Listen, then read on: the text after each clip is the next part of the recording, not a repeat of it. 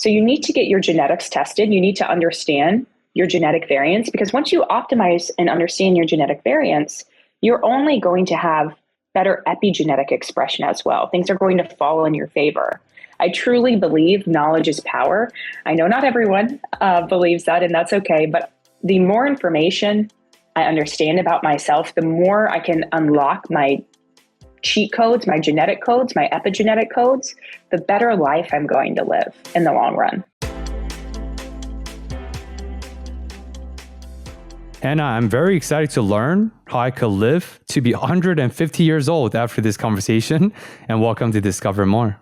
Thanks, Benoit, for that informational and magnificent introduction. I'm extremely excited to speak with you and to have your audience here listening today. So, aside from our obsession over longevity and immortality, another timeless debate of the 21st century is it nature or nurture?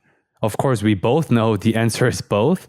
Can you settle this misled debate once and for all? I will do my best to try and settle that debate. I remember being a little girl and always loving biology. And that's one of the first things we really learn, right? Is this nature? Is this nurture? And remember, nurture is going to be really that epigenetic, what we're going to get into today. It's going to be your control, how your environment is affecting your cells down to the molecular level, where that nature is actually going to be that genetic material, right? So when we're looking at these, if you think about it like a teeter-totter, which one outweighs one another?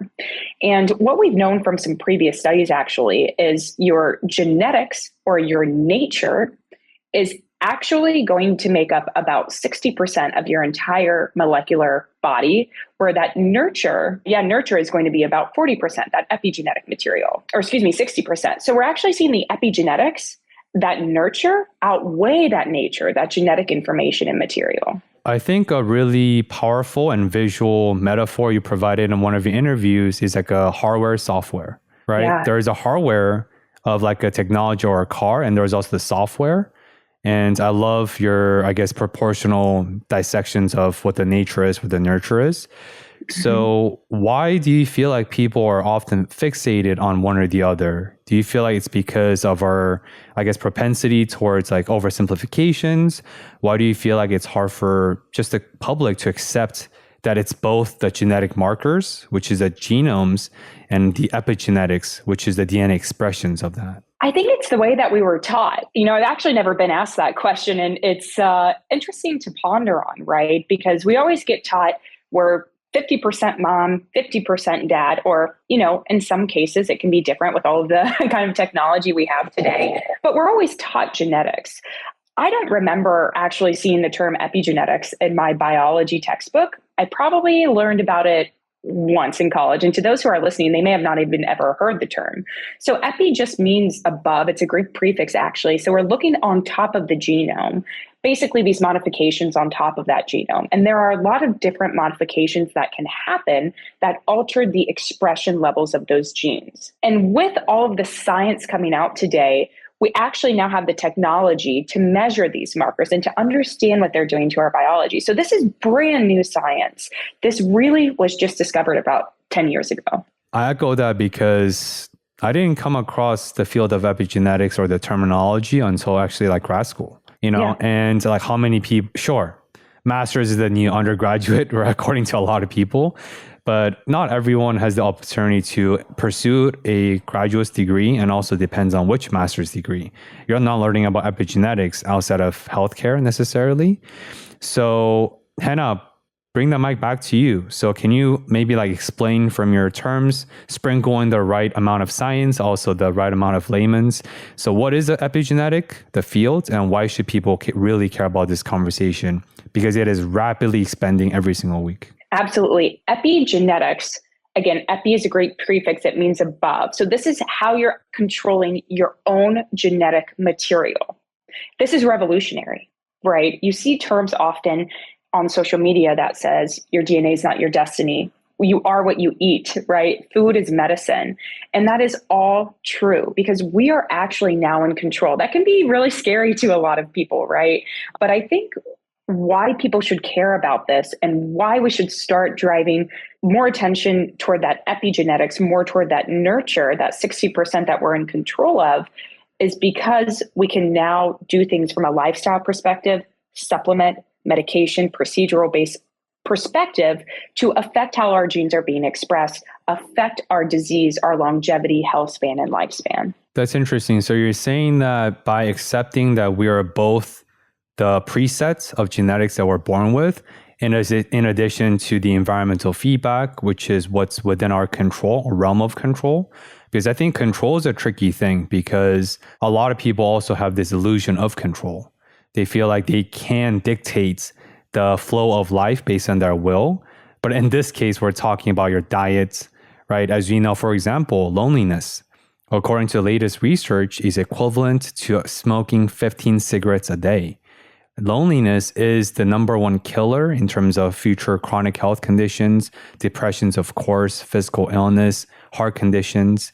And that's what we're talking about epigenetics. Yeah, I think you're right there. And that's such a good point to bring up. We actually know that the quality of your relationships rather than quantity and how close you feel to someone can extend your lifespan. So you're living longer on this earth, and not only lifespan, but health span too. I just used that phrase in my previous response, meaning how many healthy years do you have at the end of your life? And they actually have done studies on those epigenetic modifications showing that we can see certain longevity genes, quote unquote longevity genes, turned on or more expressed from those closer quality relationships, emotional connection, right? Which I think goes back to the fact when you talked about the loneliness and how that's equivalent to smoking a lot of cigarettes a day. Yeah, 15 is a lot.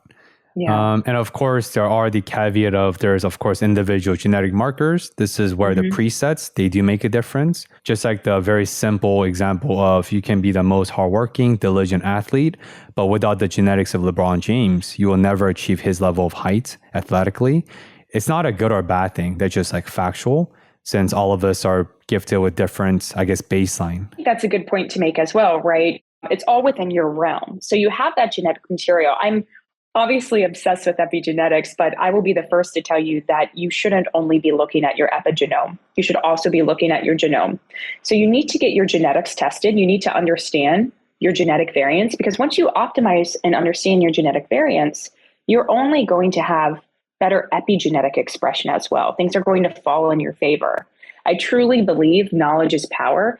I know not everyone believes that, and that's okay. But the more information I understand about myself, the more I can unlock my cheat codes, my genetic codes, my epigenetic codes, the better life I'm going to live in the long run. I like to push that a little bit further because I used to think that knowledge is power, but we live in the millennium era of information.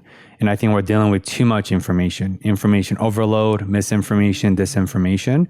I like to say the appliance or application is power, which is where you come in and your company and epigenetics, because you can actually do something about it, the practicality. But before we get there, right, I want to ask you about, you talked about the how many healthy years based on your meaningful relationships with your partner, right? We just talked about you getting married recently, right?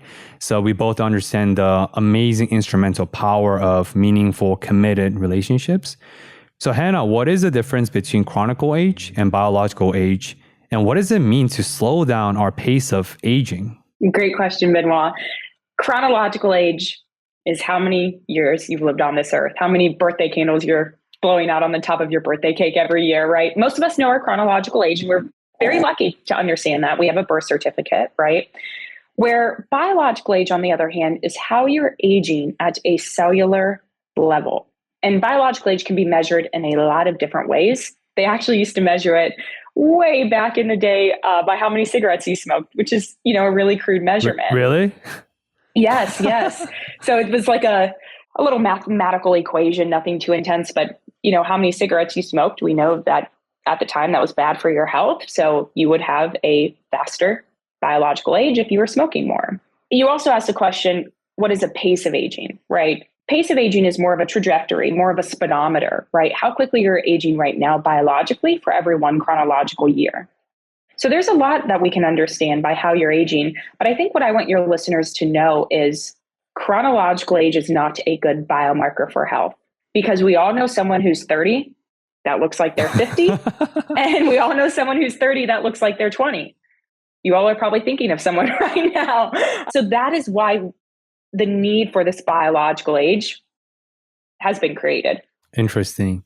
It's a kind of a joke, but there's like a common saying of like blacks don't crack, Asians don't reason, right? I think on the aging hierarchy, Asians and like African Americans were at the pinnacle, and of course some of that might be our aversion towards sun a lot of the time, since as you know, overexposure with vitamin D or sun tanning expedites the aging process for your skin, which has other health implications.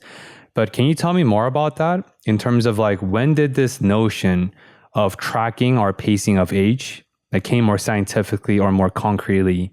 Because with 23andMe, with your company, True Diagnostic, and a lot of other areas, it's coming more and more popular with this, like, I guess, rise of popularity with biohacking as well. If you don't mind, Benoit, I think now would be a good time to go into the history, if that would make sense. Sure.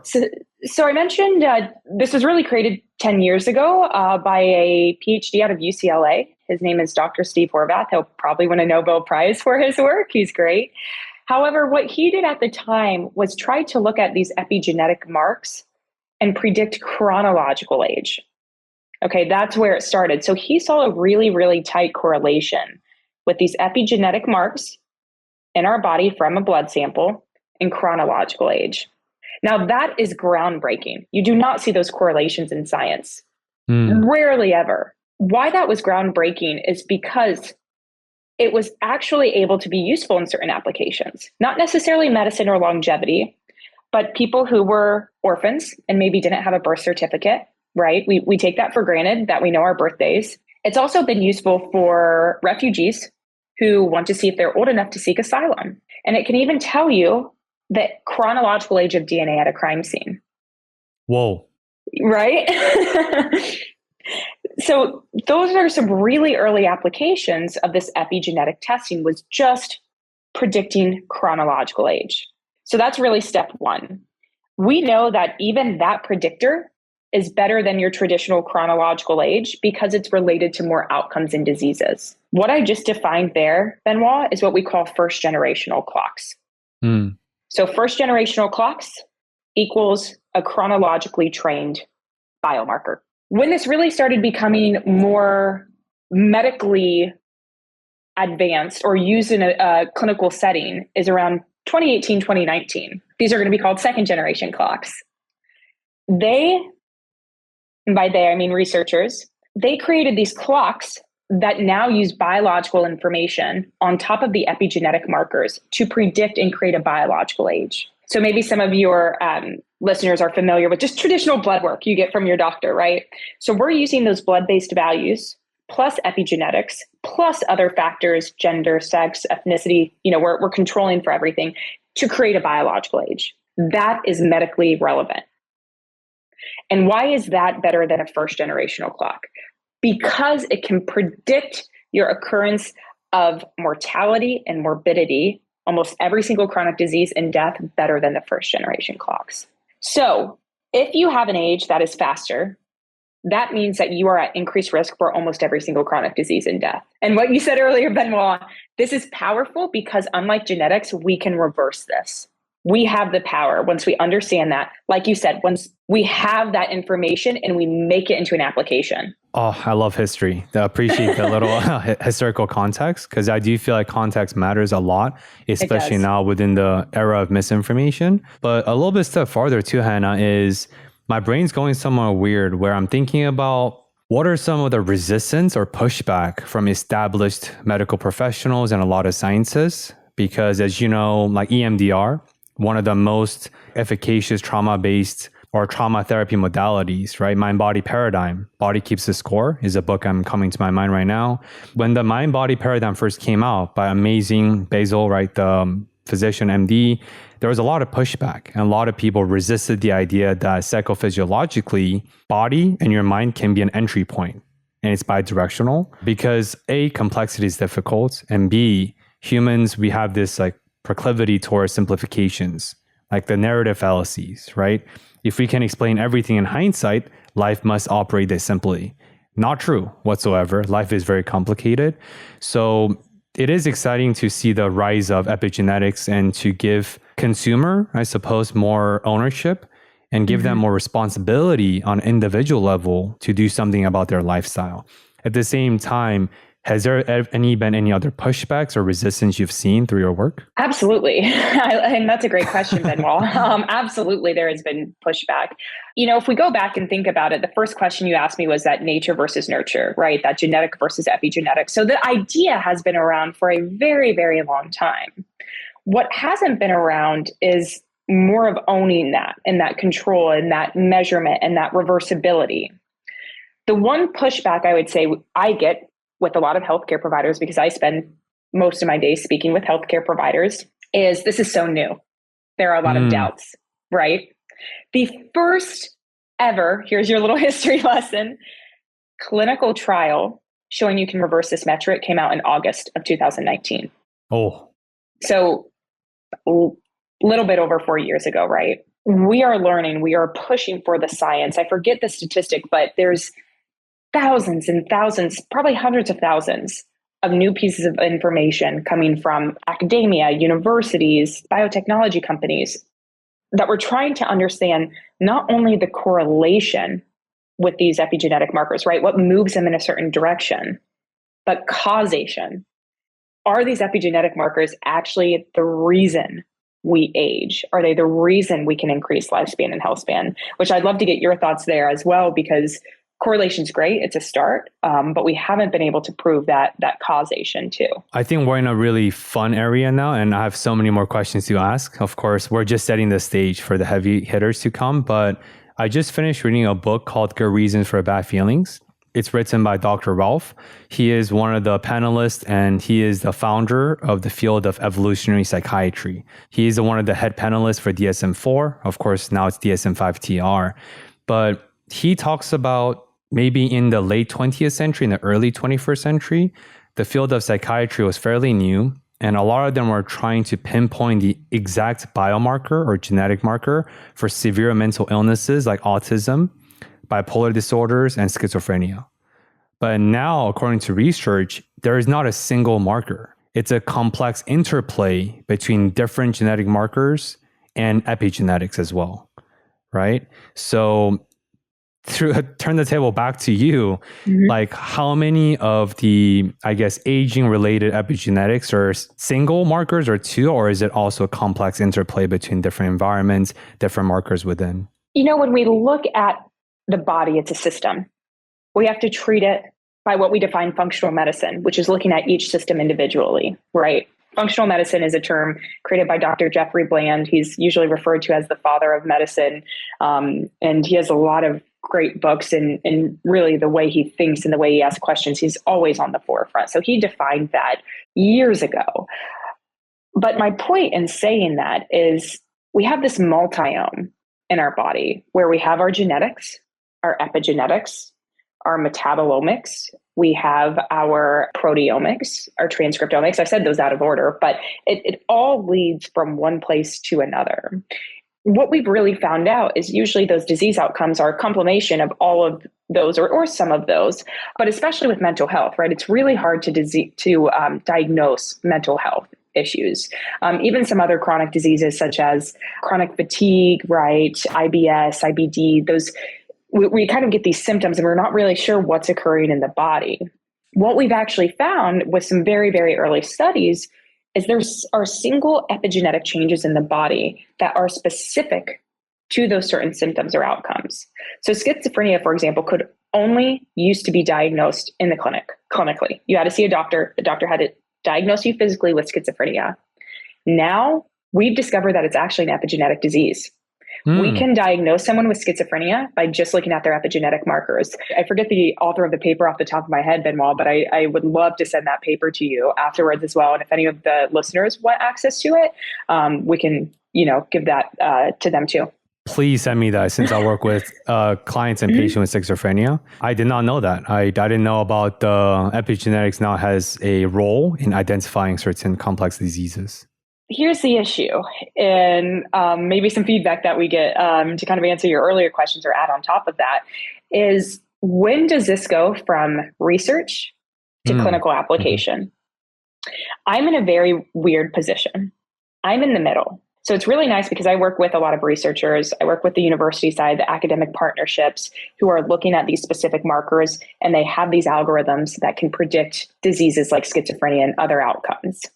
Yet I speak with healthcare providers, usually in the integrative functional medicine space, all cash pay. So how do we bridge that gap and get that research algorithmic information into the clinic as a diagnostic tool? Someone has to bridge that gap, and usually it has to be some type of biotech company or someone who is wanting to start a new VC kind of partnership together, right? There has to be an understanding of both sides. If not, we're going to keep heading in this direction where those two never cross over, and it will never do anyone any good. I think the undercurrent of that is also the contention between like EBP, evidence-based practices, and also our need to also recognize anecdotal evidences. And that's where functional medicine can also be controversial, right? Dr. Mark Hyman, the author of Food Fix, right? Microbiomes, gut-brain connections. I respect his work, and he is another modern physician who really pushed functional medicine to the forefront on a mainstream level, right? But then it's the same thing. Like, where is that line? And how do you recognize the role of individuality while still recognizing the importance of empirical data? Since empirical data just means, can it be replicated on a multiple times on a massive level? But then there's a lot of people who fall in between and not necessarily within the bell curve. I've been asked this question before. I don't like the term biohacking, but if we're using the term biohacking, the number one rule or precaution that I have is just safety. You have to be safe, right? I mean, it is your own body, right? You make those rules for yourself. But for me personally, mine is that I want to be safe. I don't want to do any harm. And I think that makes sense. Now, the great thing about epigenetics is, even though we have a lot of interventional trials, a lot of companies have clinical trials going on, we're knowing what works, we're knowing what doesn't work. A lot of these functional healthcare providers can push things a little bit too hard when there isn't that evidence-based science underneath of it, right? But what we understand with epigenetics is, even though your epigenetics, your epigenome, your methylome, what I like to call them, and your multiome, even though that is changeable, it is stable enough to pick up any change you would have from any environmental factor. All right. So the air quality, any toxics or pollutants, our thoughts, the way we talk to ourselves, right? It's all going to change our epigenetic signatures, our genetic expression. And even though we can do these population-based research studies and understand if an intervention works on that level, we really have to do N of 1 studies. You have to do before and after testing with yourself. That's the only way you're truly, truly going to know if something works or not. So then it comes back to, well, what am I willing to accept, right? Do I want to maybe play a little bit with some more pharmaceutical medication based protocols, or do I want to go a little safer? And do I want to just focus on lifestyle changes and a little bit more of what I can control? So to go personal, where do you yourself lie in between that spectrum? It's hard. I would say, I lean more toward lifestyle factors, 100%. A lot of the healthcare providers I actually work with will not work with patients unless they're doing the lifestyle factors correctly, because they feel that deep in their hearts and their beliefs and their values that they are not fully able to help that patient unless they're doing everything that they can on their own, right? And maybe that's just the healthcare provider working with them to get there, right? But know that they're willing to do that. So I'm definitely not perfect, right? Lifestyle factors that we really like to focus on for epigenetic improvement or enhancement, things like diet, stress, sleep, fitness levels. And we're all human, right? We all know what our faults are and what we want to give up, but what we really promise ourselves and what we want to hold ourselves to. But I do have a functional medicine doctor that I trust completely. I take my blood work, my labs every 6 months. I think I have a session coming up with her soon to review them to see, if I should be on other supplements or if I want to decide to take specific medications.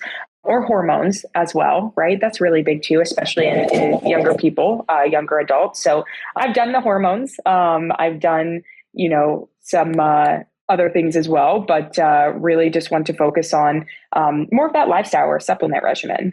My mind's going towards mental health since that's a big, I guess, component of the show, where I think a lot of people, especially with the rise of biohacking optimizations like Aurora rings, like Whoop, right? HRV. Yep. I have one.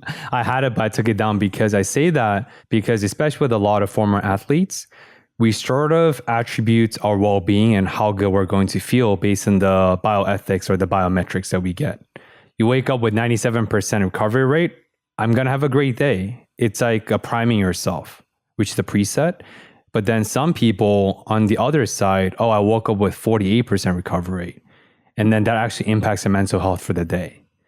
So I think in that sense, if you extrapolate that further, a lot of people are afraid of getting the blood labs done, are afraid to go to the annual checkups because subconsciously they have the dissonance that, there's a lot of room for growth.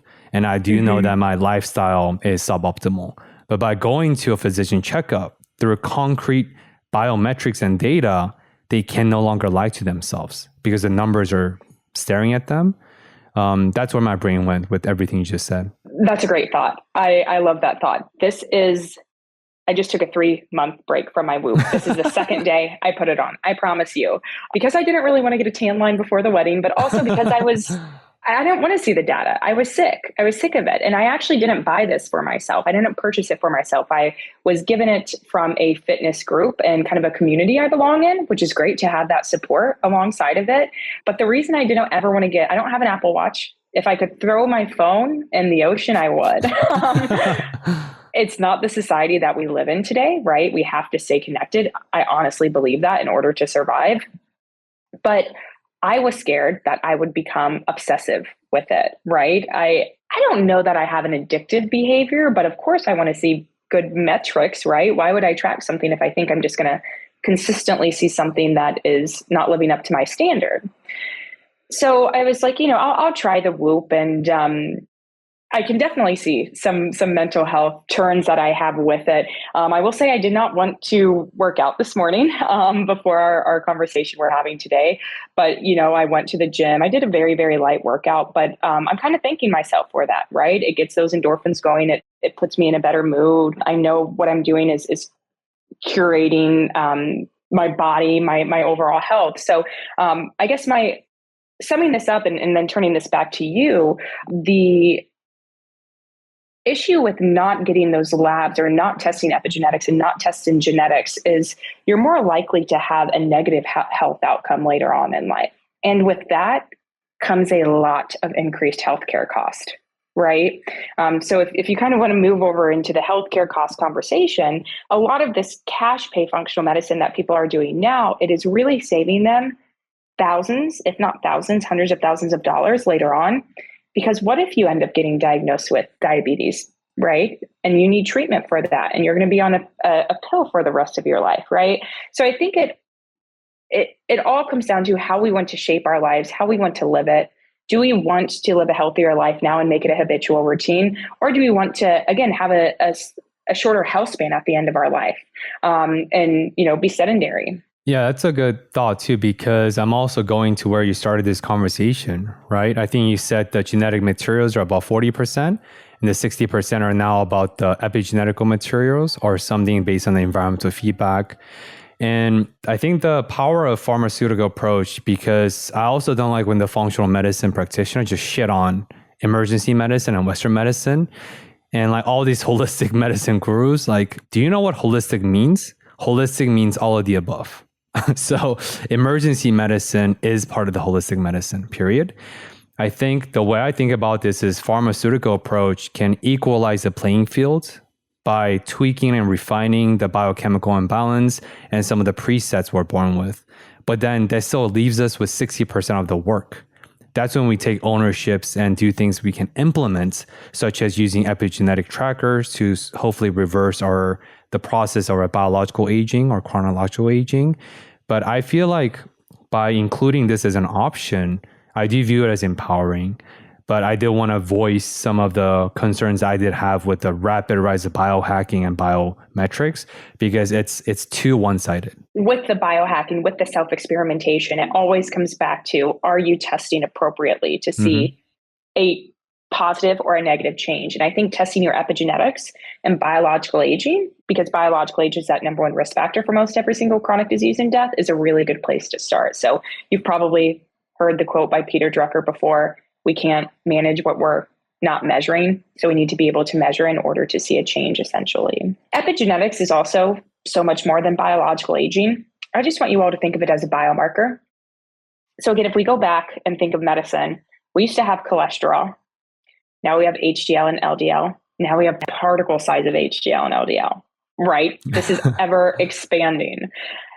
Same with epigenetics. We use it, and it started, as we talked about, in chronological age application. Now it's a biological age application. Now we're learning that we can also measure other things. So by looking at your epigenetics, we can actually tell you how much you've smoked or drank across your entire lifetime, right? And for people who are maybe wanting to change those habits, we can quantify that for them. So it's almost like tangible. They can see it on paper now. They can see how maybe some of those habits are negatively affecting health outcomes. And it drives that decision making. So when we're talking about the field you're in, that can be very helpful, right? And maybe set a goal and maybe being intentional with those goals to drive and change overall behavior. I want to go into the realm of problem talk versus solution talk, as we call it in psychotherapy. Most people view therapy and psychotherapy as you're a therapy seeker yourself, as only the problems. What are the problems? How can I minimize the problems? How can I eliminate problematic behaviors? But conversely, there's also the solution talk. Highlight solutions, highlight what's working well. Because one of the most effective mental health approach that I tell my clients and patients is do more of what makes you feel good.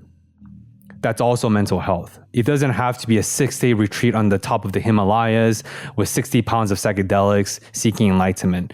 That works for some, but for some, micro habits have compound impact over time. I want to segue into epigenetics because most people, well, most is 51%. A lot of people may only view the applications of epigenetics through like the problem talk, the chronic health, the aging, the heart disease, the cigarettes. But there's also positive epigenetics, right? Where you, for example, a lot of like or long-term mindfulness practitioners, like monks, people like that, their mindfulness and their gamma ray frequency increase also has an epigenetical impact on long terms. And it's also very profound. So this is a vast question. I want to leave it an open field for you. Can you share some of the positive applications in terms of epigenetics? Because I think in mental health, a lot of people know it as like trauma genes, right? A lot of like Black individuals, because of their slavery in the ancestry time, a lot of them, they do have a more pronounced negative trauma genes because of the epigenetical influence. But conversely, are there any of the opposite effect or positive aspects? It's hard in epigenetics because the negatives go with the positives, right? So let's stay on stress, the topic of stress. That is one that's very dear to me. If anyone has ever heard me talk about that before, because I've always been stressed. I don't remember ever not having stress. My best friend told me once when she was getting married, I feel this kind of beating in my heart. And I'm like, Maggie, you're stressed, you're anxious. She's like, oh, that's weird. I'm like, I've felt that way my entire life. But anyways, we know that stressors increase epigenetic biological aging and have negative effects on epigenetics. So that's more of the negative side of things. The positive is we know acute stress, just a little bit of stress, is actually positive for your epigenetics. By positive stress, that means we have a purpose, right? That we care about something, whether it be a loved one, whether it be a job, whether it be an animal. It means you have a purpose if you have a little bit of that stress. What we also know with stress, and there have been plenty of studies looking at this as well, meditation, mindfulness, breathing exercises, reading, writing, walking, whatever you need to do, whatever, like you were talking about, Benoit, makes you happy, that has positive outcomes on your epigenetics. And I think that's powerful. That means if we're truly doing something in life that we love, we're doing things that make us happy, we are going to have positive expression on our epigenetics that is going to increase our health span and increase our lifespan, which I think goes back to what we were talking about earlier, the quality and the closeness of those relationships. So you may have heard of people who live in the blue zones, right? They eat a lot of great food. These people usually live to be above 100, but they eat a lot of great food. They have that closeness of relationship. They actually drink a lot of wine as well. And we think that's offset by the closeness of the relationships because we traditionally don't see that consuming alcohol is positive for epigenetics. So that is just one example of a community that they've created that is definitively living longer than almost any other community in the world. And I think this also ties into the field of biology belief by Dr. Bruce Lipton. He was a great scientist at Stanford School of Medicine. I had a guest. He was mentored by him, so I came across his resource. But basically, it's like the very, very superficial example is like placebo effect or nocebo effect. Placebo is attaching positive outcome about a sugar pill, and you derive the benefit of the pill without the pill. Nocebo is the opposite of that. When you attach negative expectations, you derive negative outcome. And placebo or the biology belief can be applied to allergies. Countless documented studies on people overcoming a lot of the pronounced and acute allergic reactions, peanut allergies, cat allergies specifically. Through like clinical hypnosis, you can actually eradicate your allergies on a fundamental level. That's profound. And I think there are some connections with epigenetical expressions as well. Yeah, I absolutely think so. And I think we'll learn more about the positive effects of epigenetics. I think, there's a lot of medical evidence. Like, I know BMI is not a great measurement for health overall, but it's what we studied in the past. So it's what we have hard numbers and data and research on. So just to name a couple of those other things, we know like an increased BMI is associated with increased epigenetic aging.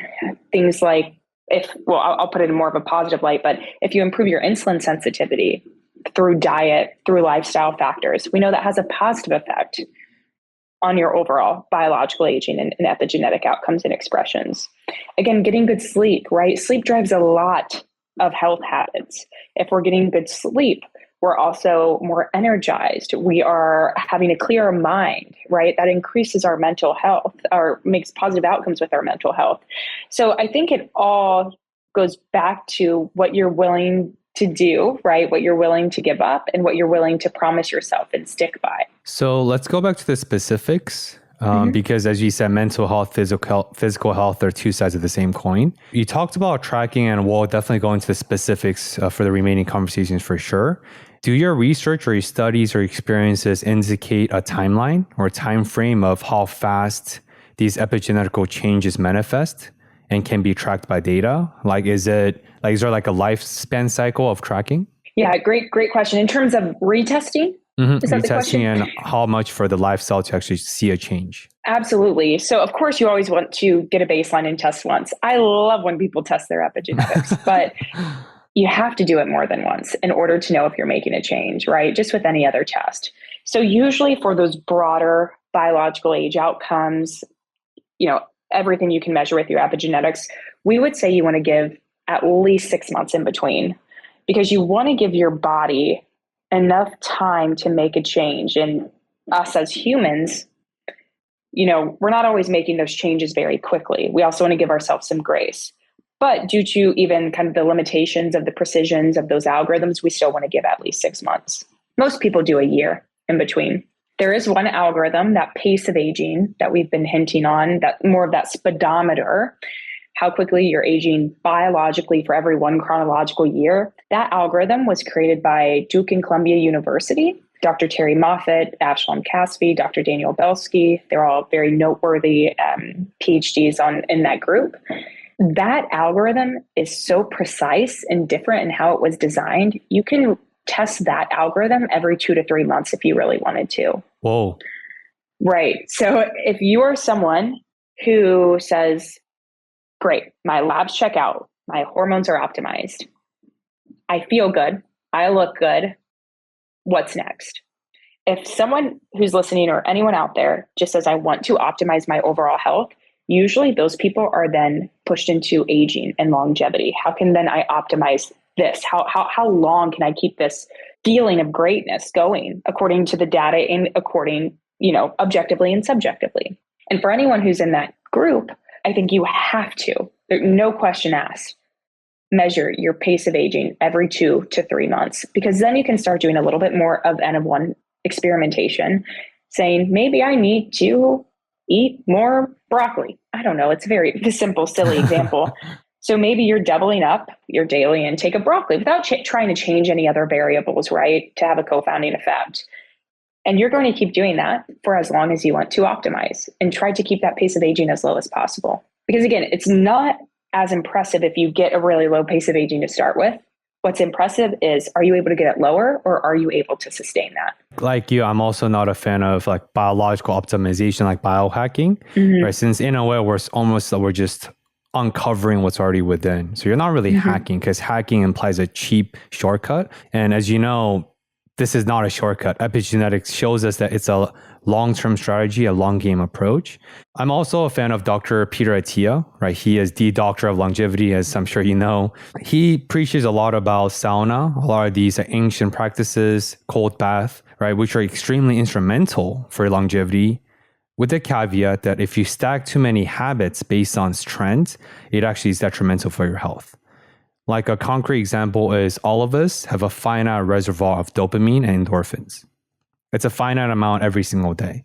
This is where substance addictions is scary, because it gives you this illusions of significant spike, but that spike comes at the cost of the reservoir from tomorrow, air quote, because afterward comes a crash, but you're not going back to reverting back to the baseline of zero. You're going to the negatives, and it takes twice as long, air quote, because it's not really quantified, to actually recover back to the baseline of zero, which is why your propensity for using goes more and more. You use it more chronically, the tolerance increases, and so on. I'm tying that into our lifestyle practices for epigenetics, because I know that if you stack rigorous workout, like HIIT or something rigorous in the morning for an hour and a half, you do sauna for 30 minutes, you do cold bath for 20 minutes, and whatever other practices you want to add on to that, it's actually not good for your health. And studies have shown that, right? Any thoughts there for you? When I speak with my healthcare providers, one of the number one recommendations that I make when reviewing these reports is start with a couple things, right? If you are, whether it is lifestyle, supplement, medication, only pick a couple. People come to me who are doing stacks and stacks of supplements, and their age outcomes aren't really great. And I tell them their homeostatic level may be affected by doing too much, right? Kind of just like you were saying, they're not really needing a specific nutrient, right? I definitely agree with you there, and agree with Peter Attia in that conclusion.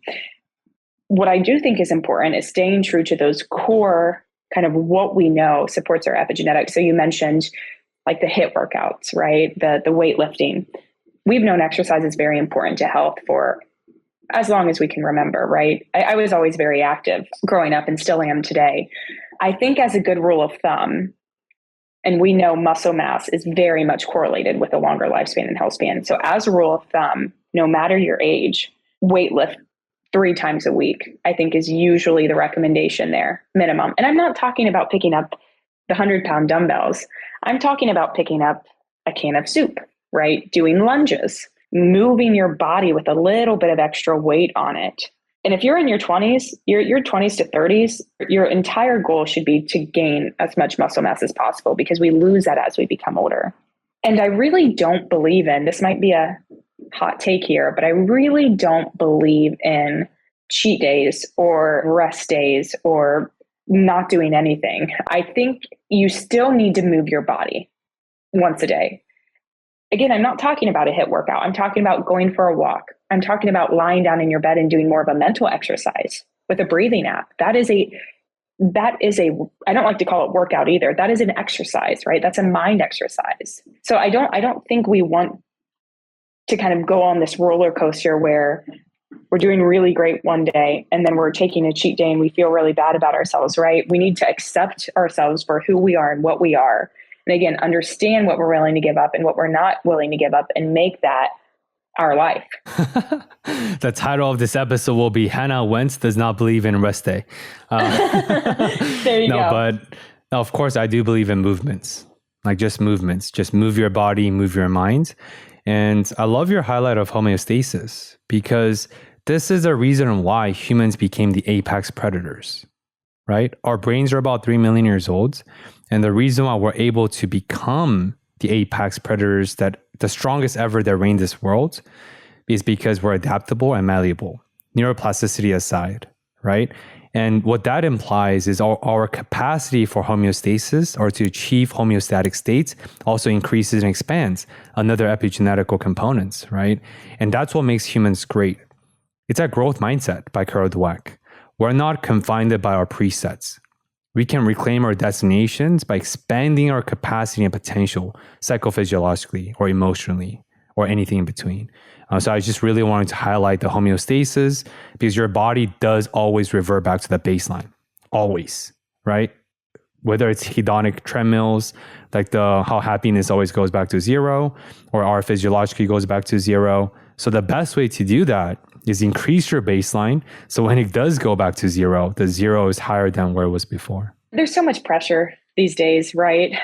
Just in society and everyday life. So I'm tying this back to stress, but I think that has an effect on epigenetics too. You probably definitely feel this, right? There's a lot of pressure.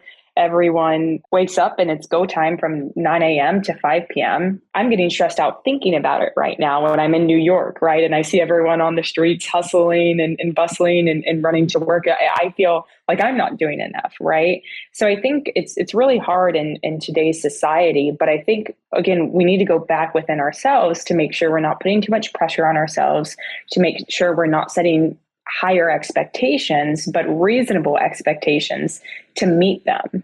Again, all of this ties back to epigenetics, because it's how we talk to ourselves. It's not even if we are a stressed out person, how we even deal with stress, right? So I know that's right up your alley, Benoit, in terms of there's a huge psychosocial analyses connection, mind body with the epigenetics.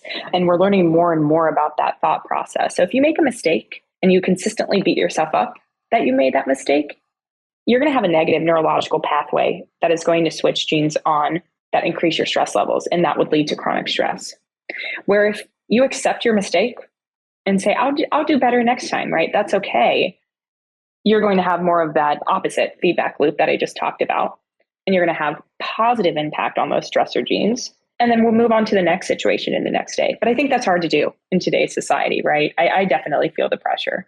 This is why 98% of New Year resolution fail, especially with weight loss, right? I don't do this anymore, but I used to reframe my New Year resolution as New Year intention. Oh, my New Year resolution is to lose 55 pounds in the next 3 months. So you lose 18 pounds, but you miss that marker, and then you're like, oh, I failed. And then the rebound effect kicks in, and you gain more weight, and you perpetuate this negative feedback cycle you just talked about. Whereas you're like, wait, I didn't meet my goal of 33 pounds or 50 pounds, but I lost 18 pounds. Amazing. Great. Try it again. Just take that W, right? But also, like, aside from the negative neural pathways built in through that process, another thing I'm also thinking about is when you set 5 goals for your, like 5 task items for the day, right? You hit 4. You feel a little bit bad that, oh, I didn't hit 5 for 5, but you don't feel too bad, right? That's 80%, 4 out of 5, not bad. But when you set 12 goals for the day, but you hit 4 task items, you feel really bad, even though you achieve the same amount of outcome and the same amount of output. So I think that's what I hear in terms of reasonable expectation is not accepting complacency as a baseline, but managing expectations and managing your input and output. Because 4 out of 5 versus 4 out of 12, it's the exact same output, but very, very different psychological impact to yourself. I love that. You put it perfectly. Yeah, I can definitely resonate with that, right? So I think kind of maybe even concluding that epigenetics and stress, and we can move on to another category. I think that's probably one of the number one reasons as to why people have accelerated aging and what I've seen. And we can control that with some methods that we talked about already. There is also DHEA, which is a small molecule that helps lower your cortisol levels, which we know cortisol increases those stress levels. But we know that those epigenetic clocks, the biological age clocks, they pick up specific markers on your glucocorticoid receptor elements. So again, kind of those stress markers. So I know why a lot of this has seemed more philosophical in the way that we're talking about it. The science and the data backs up exactly what we're talking about here as well. So I just want to make sure that that's clear. Right. And no, I love your highlight of stress, because stress is the number one killer nowadays. It is. Data shows that. And stress is the catalyst for a lot of dormant, severe mental illnesses, like schizophrenia specifically. Right? I work in a forensic setting. I work with a lot of core-mandated individuals who committed crime at the time of their psychosis or psychotic episodes clinically. And being psychotic clinically is very different from psychotic colloquially, to make that very clear. When you're under psychosis, you're not you. You black out. You don't remember the episodic memory. You're just reacting to the psychosis, the voices, the visuals, hallucinations, and whatnot. And one thing we do know definitely about schizophrenia is based on the dormant genetic markers, because about 30% of schizophrenia, maybe it's higher now based on the epigenetic markers studies coming out, is genetic, but the rest is based on stress.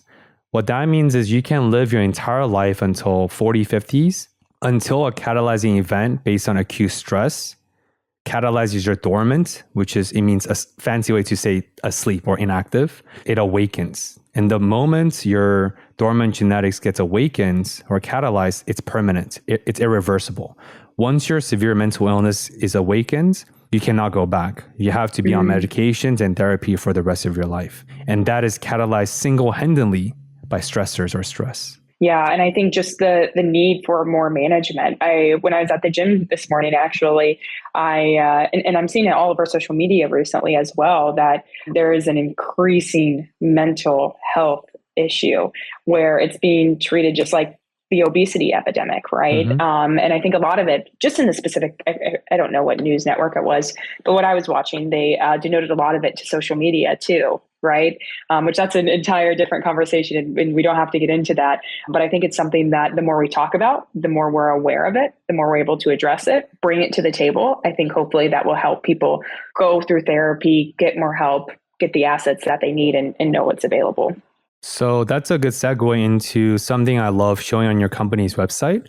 So this says, when your body is aging faster than the calendar's progression of time, you're experiencing accelerated biological aging, the number one predictor of chronic disease. Obviously, we talked pretty in depth about that. And we also highlighted a common coefficient of stress. From your experience, Hannah, by partnering with different academia, clinical settings, providers, can you identify some common other, like most pronounced contributing factors that you feel like it's very realistically and practically for us to act on immediately? Since as you talked about, there is a difference between concrete action items versus something more abstract. Just to clarify as well, are you talking about concrete action items? Mm-hmm. Absolutely. So we can go into the dietary talk, if you will, as one of the items. There is a study, and I'm happy to send you this one as well, that definitively shows that caloric restriction is the number one recommendation to improve overall health span and lifespan. This is called the Calorie Randomized Control Trial. It's spelled a little bit odd, and I still don't know why it's spelled that way, but it's CALERIE-RCT. I should have asked the researchers. I will follow up and get back to you. But what they did is they basically performed a lot of safety studies beforehand to see if people were able to restrict their calories to do this and to even measure it in the first place. So it's very safe. They actually wanted to do a 25% caloric restriction to start. They realized that was way too much. So on average, most people from the cohort, some did a little bit more, some did a little bit less. They did about 10% overall caloric restriction. And this was in healthy, non-obese adults. Okay, so it's just a general healthy population, essentially. The idea of this came from, we know caloric restriction extends lifespan in animal models, C. elegans, Drosophila, mice, rat models. So we're taking an intervention that we know works, but how do we apply that to humans? Because we cannot do that to a newborn baby up until, when someone, Bioethics. yeah, that is very, very unethical, right? So how do we do this? So these researchers said, wait a second, we have these biological age clocks. We're going to use calorie restriction to validate if these clocks work, if they capture the change.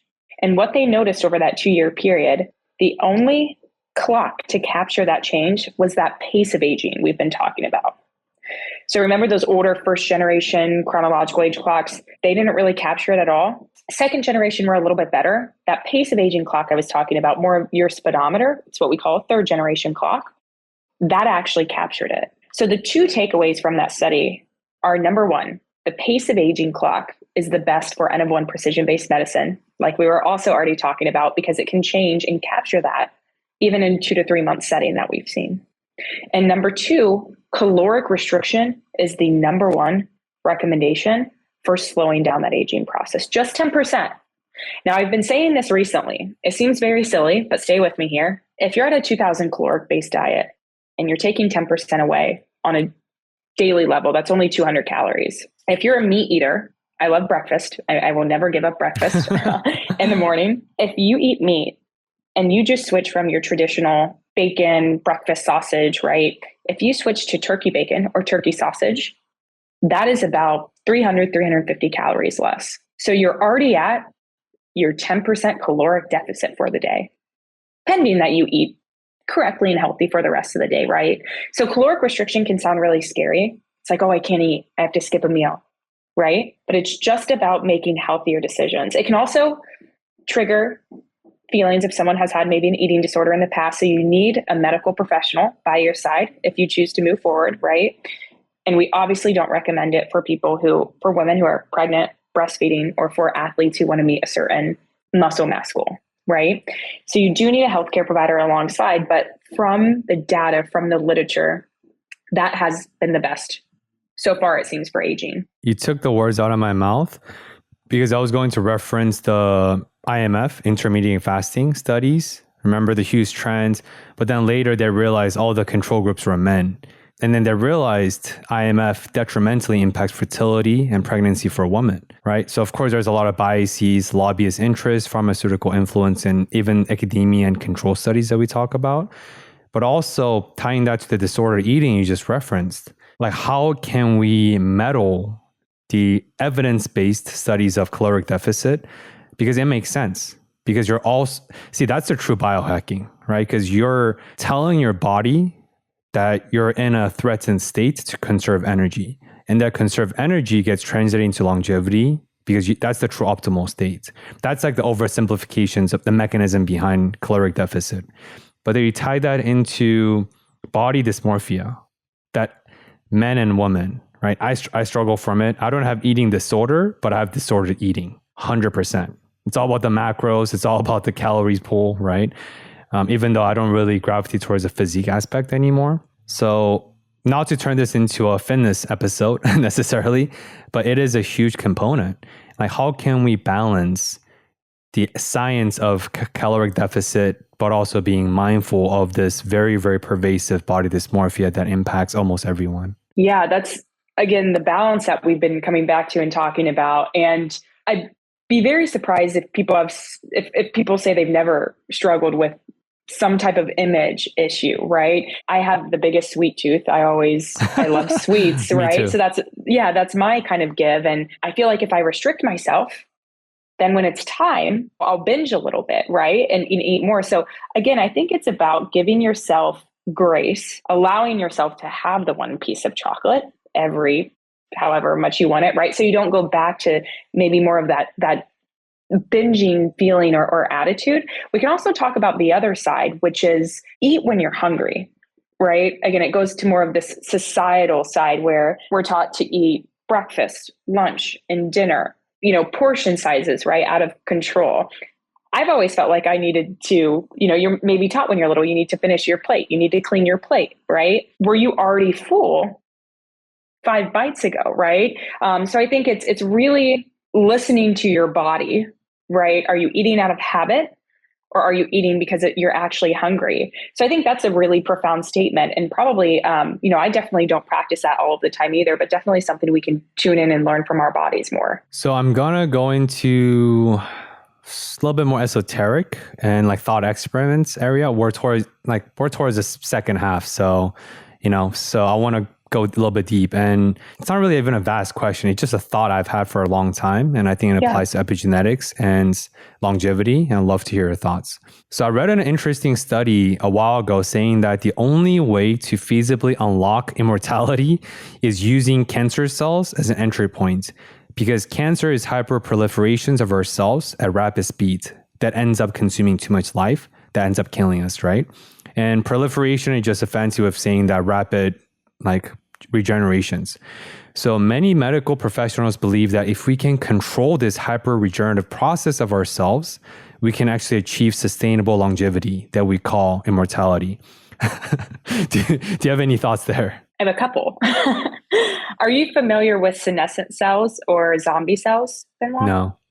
Perfect. So senescent cells, so let me back up even. We have millions, trillions, of cells in our bodies, right? They go through this cell cycle where they are replicating. There's something called senescence, where our cells go through this cycle, and some of them at the end become senescent, and they do not replicate. These are what people refer to as zombie cells because they're acting as zombies in our bodies, right? They're taking up too much space. They are releasing oxidative stress. They are causing inflammation. So a lot of talk you'll see also with biohackers is, oh, I need to get rid of these zombie cells. I need to get rid of these senescent cells. And there are some supplements out there, more like antioxidants, more. You can even get a little bit of these through fruit and some foods and epinutrients, we call them. But you need a healthy amount of senescent cells, of those zombie cells, because if you didn't, your cells, what you just talked about, would keep replicating and replicating and replicating and become cancerous, right? So we need a healthy balance. And, we just did a study with some senolytics, what we call fisetin, quercetin, those two are supplements, and then dasatinib, which is a pharmaceutical. We said, how do these senolytics affect these epigenetic biological age clocks? Ideally, they would slow them down, right? We just released a preprint with our academic collaborators at Cornell and one of our healthcare providers, Dr. Edwin Lee out of Orlando, Florida, who's obsessed with these senolytics. And we didn't find positive results. We didn't find negative results either. We kind of just found they're not really helping us, right? So how are they actually acting on our body? And we released that preprint. It'll be published in Aging here soon. And I think when that's released, I think a lot of people will start to say, wait a second, this may not be what we thought it once was. So I know I didn't directly answer your question, but to answer your question, I believe your ideology and that mechanism that you mentioned makes sense. We need to stop the proliferation of cancer cells. And a way to do that is to maybe make more cells go senescent.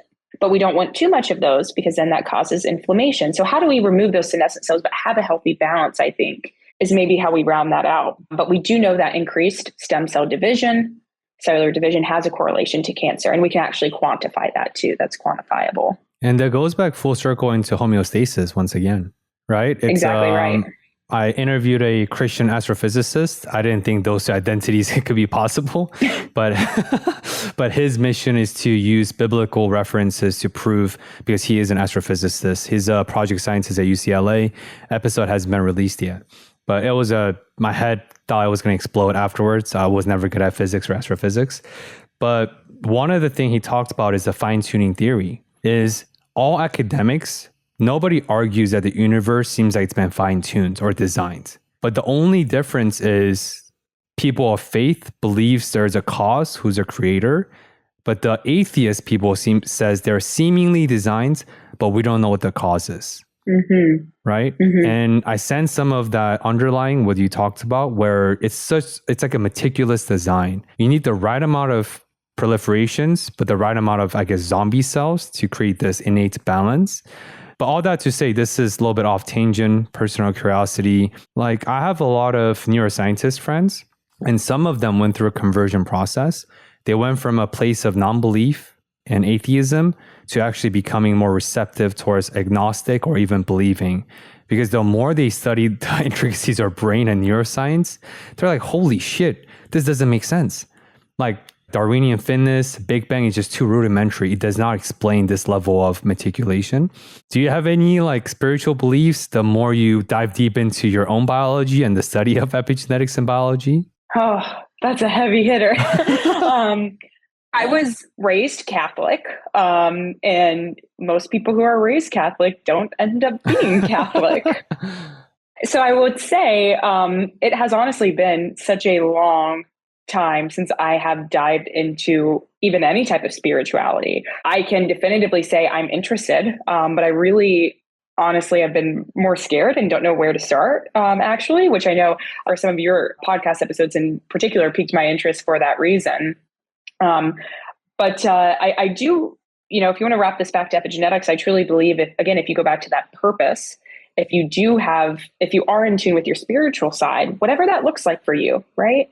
It's very different for everyone. Then you have that purpose and you have that sense of, oh, I'm going to be okay, right? No matter what happens in life, then that's probably going to lead to more positive thoughts and better epigenetic outcomes. So yeah, honestly, not very spiritual, but definitely interested. Yeah, I was curious because the more you dive into these, like I said, seemingly fine-tuned mechanisms in your body, I'm sure part of you can't help it like, man, all these are just based on complete entropy.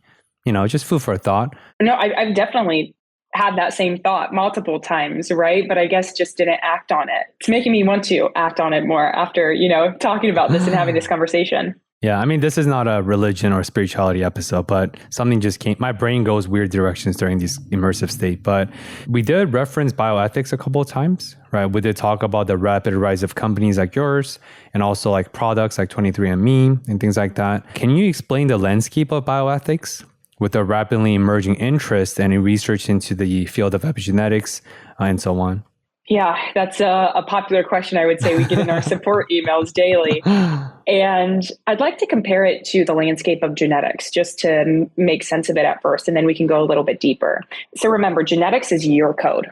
Once you test your genetics, everyone has access to it, right? That is essentially your genetic code. That's how they have found like a lot of murderers, essentially, right? DNA left at crime scene, because they can actually go to companies like 23andMe and match up that sample. So that is your code. It belongs to you. What's interesting about your epigenetics is it's changeable, like we've been talking about, right? So if you have your raw data file from the epigenetic company that you tested with, that can actually never be tracked back to you, because those sites are going to be changeable, because it's just an expression level of gene. We're not measuring any genetic information. That's a different process. I would say if you are concerned about privacy, terms and conditions, different policies, make sure you look to see if the company is private or public, right? Who are the owners? Are they selling any information to third parties? Are they doing research? If they're doing research, how? Have you consented to research? Have you not consented to research, right? A lot of times people even click when they're going through and creating profile, I don't consent. Did you read, what happens even when you don't consent, right? Just being very, very, very detail oriented when you're testing. I will say you also want to make sure with the company that you're looking at, if you are wanting to test your epigenetics, make sure they own their own lab. I think that's important, because a lot of companies will have a third party that runs their lab. And if you're okay with not knowing who touches your biological specimen, that's okay. Everyone has different preferences. But I want to know where my sample is going, what facility it's going to, and where it's being held. And you also want to make sure that they're CLIA, CLEP, and CAP certified. Those are just acronyms for basically laboratory efficiency testing and proficiency testing, right, by the government. And it's different for a couple states. That's why there's a couple different names. So legally, if a lab is CLIA certified, they have to keep your physical sample on site for at least 6 months. After that, they can destroy it, and they'll destroy it in such a way that it's discarded appropriately. There are companies who come and pick up those biological specimens. So those are just some things I think to be aware of when you're looking at privacy and policy. Last thing I'll touch on too, more of the scientific process. When we get a sample, what we do at the lab is we check it in our laboratory information management system. It's called LIMS. It's proprietary. That's important. That system is also proprietary to that company. We extract your DNA and we quantify it. What's different from epigenetics compared to genetics is that third step is called a bisulfite conversion. We are basically smashing your DNA. We're destroying it to highlight a specific part of it. And once you go through a bisulfite conversion, you can never get back to the original genetic sequence. So that's kind of a cheat code, safe code, if you will, that's also formulated in that epigenetic process. So simply put, you extract what's needed, like the sufficient amount, and disregard the rest. And there's no, I guess, privacy or bioethical concerns in terms of the party of the lab retaining that information for more than what it's necessary? Absolutely. Mm-hmm. Gotcha. Okay. Yeah. So speaking of your company and your processes, I do want to provide some space and maybe not just like, I guess, to highlight a very exciting, maybe you could call it the first gen biological clock or the most advanced biological clock, something you just did. So your company, Trade Diagnostic, just created the most advanced biological age clock with Harvard in partnerships. Yeah. Can you highlight things that are maybe pertinent to this conversation? Absolutely. So this would be considered a second generation clock. And remember, we were talking about including like a blood-based panel in that second generation clock. So the more information these algorithms and clocks are powered by, the better it can be related to outcomes. So with this Harvard clock, it's the first ever biological age clock that includes clinical lab values, proteomic values, and metabolite values. So we looked at about 5,000 samples in Harvard's biobank that has a lot of historical based samples. So we chose people who definitively got diseases. A good chunk of them have passed away as well. So we can train this clock for time until death or time until different diseases. So what is profound about this clock is not only we can tell you your biological age, called omic M age, but now we can tell you why and how you're aging. Because we're measuring about 30, I think it's 36 or 37 clinical lab value, proteomic values, and metabolite values just from looking at those epigenetic markers. This is really where we talk about epigenetics being a biomarker. It's going to be able to predict almost anything and really in the future take over about 60 to 70% of traditional lab testing that's already being done. So, Benoit, for example, let's say your biological age, your omic M age is younger than your chronological age. But I say, wait a second, your hemoglobin looks a little bit off from our new report. Let's make your hemoglobin a little bit better so you can get your omic M age a little bit lower. So it's more targeted treatment approach, which is what this field was missing before this study. And I see a larger applications, because we talked about briefly, I think America operates on a sick care system. It's not really healthcare, right? Manage the symptoms, just pump that pharmaceutical things, right? Just maintain the status quo. So they have to perpetuate whatever. But what you just said is when you can identify concretely the specific pathway into a certain disease, that's the first step of reversing that process. And once this biological clock in partnership with Harvard becomes more, I guess, massively applied, hopefully that will inspire other providers to utilize similar approaches, because I do feel that collective impact requires collective contributions and collaboration. Correct. And the key is application that you just said. So I want to echo that. Like I mentioned, the first clinical trial done to reverse the aging was in 2019. At the time, that's all we had was those kind of first and second generation clocks. Well, what does omic M age tell us, right? Can we apply that algorithm to previous studies? And what insights can we learn from those studies? So it's an ever-growing field. We're always going to be releasing new information. I think what I really what I feel very proud about what I do is making sure what we're doing is at the highest level of scientific integrity that there is.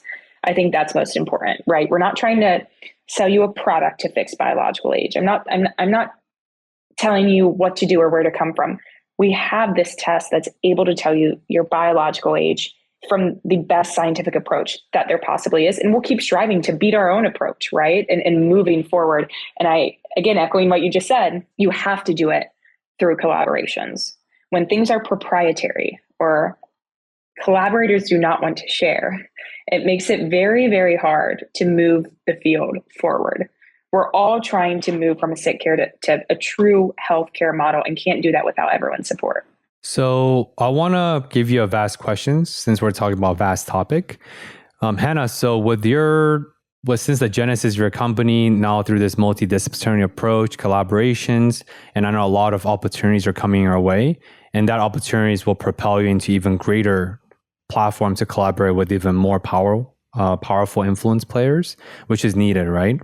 By abiding with scientific integrity that you just talked about. What are some beliefs that you used to have about genetics and epigenetics that you no longer believe or upholds? Yeah, I'll have to think about this one. I think, what comes to mind very quickly is as much of it is in our control. We're still getting signatures, which I didn't necessarily know this when I first entered the field, right? I'm still learning with everyone else. We haven't talked about this yet, but I wanted to bring it up is that we get a lot of signatures from our mother, from our grandmother, from our great grandmother, right? Epigenetic signatures that are actually passed down. So if our great grandmother smoked cigarettes, we have a negative impression of that on our genome and our epigenome. So again, we can only control so much, but I think it's still positive in the fact that we can control what we can control, right? That's why we even need to take it by the reins even stronger. So I thought, it was definitively, okay, we have our genetics from mom and dad, we have our own epigenetics, which we can control, right? But again, even some of those epigenomic patterns are passed from mother, grandmother, parents. And that work, it's called epigenetic transgenerational inheritance. It's a mouthful, but that's the scientific term. And there's Dr. Michael Skinner out of Washington State University who studied this for long periods of time. And I guess even answering your question further, I didn't realize how much of an impact environment has on epigenetics, because he studies a lot of toxins in the environment and tries to push for environmental policy changes. There are no generational environmental policy changes. They just look at the generation. They look at a single generation. But his work is showing 50 years ago when we had malaria and we treated that with DDT, we didn't realize that, yes, DDT cured malaria, but it also actually turns on genes that increase obesity. So 50 years later, why are we going through this obesity epidemic? I know that answer was a little bit all over the place, but I think number one, it's not so cut and clear that, it's our epigenetics, it's our genetics. Again, we are going to have an epigenetic transgenerational inheritance be passed down, much of which we can control still. And then number two, just how much the environment actually has an effect. We can tell you where you live based on your epigenetics down to the zip code because of your specific changes with the air and the pollutants. It's like a lot of public companies sell metadata like candies because of most of us not reading the fine print. Yeah, that reminds me of also emerging emphasis on social detriments of health. I don't know if you heard that term before, but it's in mental health, right? As like now a lot of mental health is emphasizing such a big role because we realized that social detriments of health, like cigarettes, like the zip code, the food poverty, and so on, actually are greater predictors than your genetics and your generational trauma and anything in between. Recently, more, which I think is random, but recently I've been asked, how do these clocks perform in children, right? And there are two definitive studies. One was done in 13-year-olds, one was done in 18-year-olds, but really good, like 1,600 children in both studies. And they were looking at the pace, the Dunedin pace metric in particular, that pace of aging. And what they noticed essentially is not even on a family level, but if you're at a disadvantage on a neighborhood level, meaning your family income is okay, but your neighborhood and surrounding houses are at a lower income level, that still negatively affects your aging. And the other study was just overall family income. The higher the income, the better the aging, and different levels of polyvictimization. So if you have higher levels of polyvictimization, your aging is going to be increased as well. And a lot of that work comes from someone I already mentioned, Dr. Daniel Belsky out of Columbia University. He does a lot of social work in the epigenetic space, which I think is amazing. They're currently looking at, and I'll be really interested when it comes out, people who have just recently gotten laid off from their job, and then their epigenetics during that layoff time. And then when they gain a position, which obviously from the layoff time to gaining the position, you're probably going to see positive effects, right? Going back to everything we've talked about, Benoit, including purpose, really. You'd be a great co-host for Discover More. I love your ability to weave in the psychophysiological mental health and also with all the callbacks. But no, it is true. I think one thing that we can take away from what you just said is truly understand that everything about our well-being is integrated, period. Nothing lives in the silo. Nothing is compartmentalized. It doesn't matter how we like to think. Everything integrates and everything will spill over if you do not address, right, every single component. We are larger than the sum of our parts, but we do need to address the sum of our parts. Man, that's exciting. Please, if you can send me all those studies you reference, I'll embed them in the show notes for sure, since I'm sure people will be interested. But first and foremost, I want to read about them. So I guess we're definitely coming towards the end. I do want to do a quick follow-up with what you just said. It sounds like there is a threshold, obviously, or like an innate ceiling, so to speak, in terms of the effectiveness or efficacy of epigenetic work. Do you know what that threshold is? Like how much can we truly optimize while versus there are certain limits innately since we're not immortal beings that we have to accept? If we bring it back to lifespan and health span, I think a lot of people are focused on improving health span, how many healthy years we have at the end of life. In terms of lifespan, unless we come up with some type of drug, probably therapy medication, our cap on lifespan right now is probably between like 125, 150 years old right now. And that's going to stay that way unless we come up with some underlying technology. So remember, with the biological age testing, you're understanding if you're at accelerated aging and at increased risk for disease, and then you want to mitigate that risk so you can improve that health span. Hopefully lifespan too, right, to an extent, because in the US in particular, why are we spending so much money on healthcare? But we have I think we're number one in terms of spending money on healthcare, but we have one of the lowest lifespans or the shortest, lifespans, right? So there is a need for this testing. There's a need for finding things out early so we can optimize. Now, going back to your threshold question real quick, Benoit, I'm going to send you this study as well. There's a study by Dr. Jesse Epigenetic under Vadim Gladishev's lab at Harvard University, and it's a great lab. He actually looked at three main stressors, which is pregnancy, severe COVID-19, and unelected surgeries. What he noticed for those is your stress is very much increased when those events happened.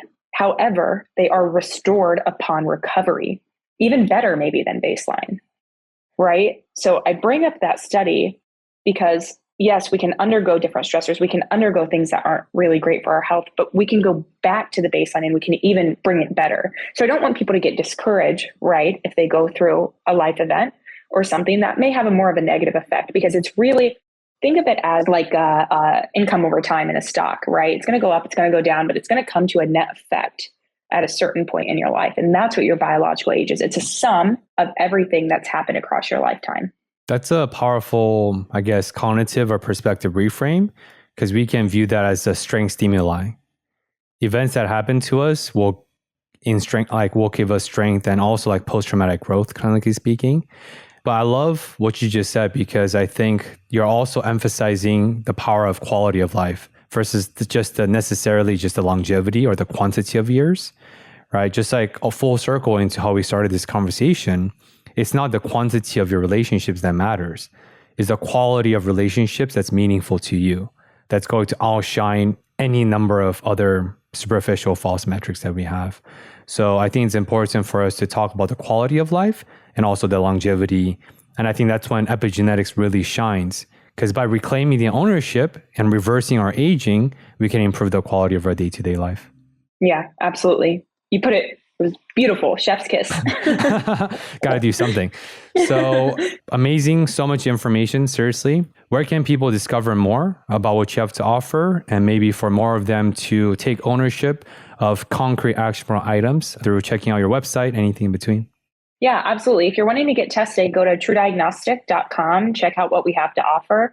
If you want more research-based information, check out my site, everythingepigenetics.com. I'm on Instagram, Twitter, Everything Epi, and reach out to me. My email is Hannah, H-A-N-N-A-H, at truediagnosticsingular.com. I would love and welcome any and all conversations.